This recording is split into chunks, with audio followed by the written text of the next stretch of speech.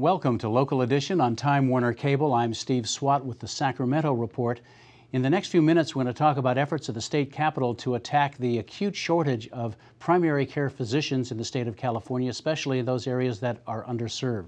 My guest is Jose Medina, who's a member of the State Assembly from Riverside. Thanks for being with us. Thank you for having me. So let's talk about the doctor shortage, which is real right now, but it's going to get worse starting next year when the Affordable Care Act is fully implemented in California, and we're going to have millions more Californians insured and in need of doctors. That's correct. We are definitely going to see much more demand put on our physicians throughout the state of California, but especially in places like Riverside County, where we already have a shortage of doctors.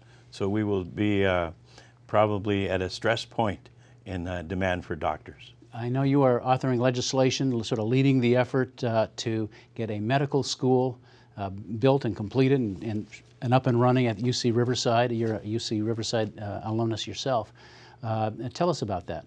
Well, I've introduced AB 27, which asks for $15 million in ongoing funding to the UCR School of Medicine. As I said, we have a severe shortage of doctors, especially primary care physicians in Riverside County, and by having our own medical school in Riverside would be one way to address the shortage of doctors in our area.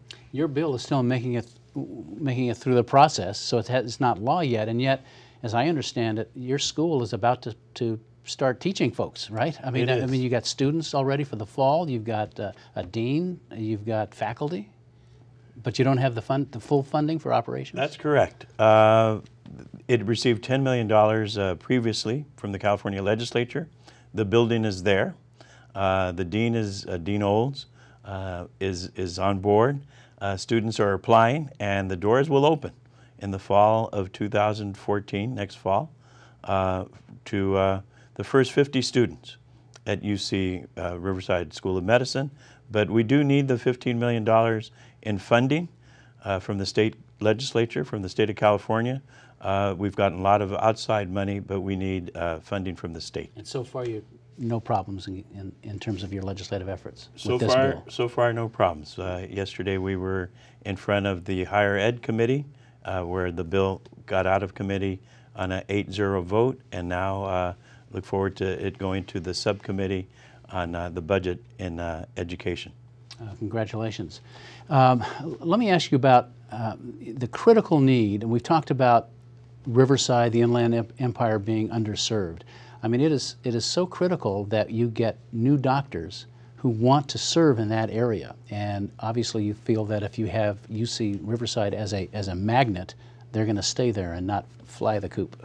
Correct.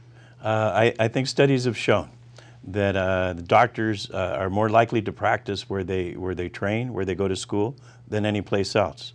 And one of the things that UCR School of Medicine will do is bring in 25 students out of the 50 students who begin each year that comes right out of UC Riverside. So these will be local young people, local homegrown doctors. Homegrown, right. and who would be much more likely to stay in our area than doctors trained someplace else. Why do you think there's been a special difficulty in getting doctors into the Inland Empire?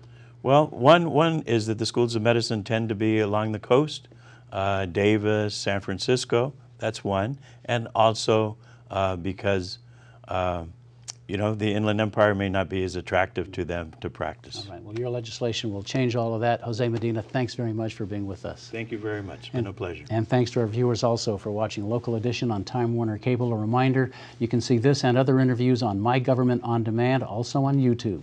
I'm Steve Swat. Have a great day.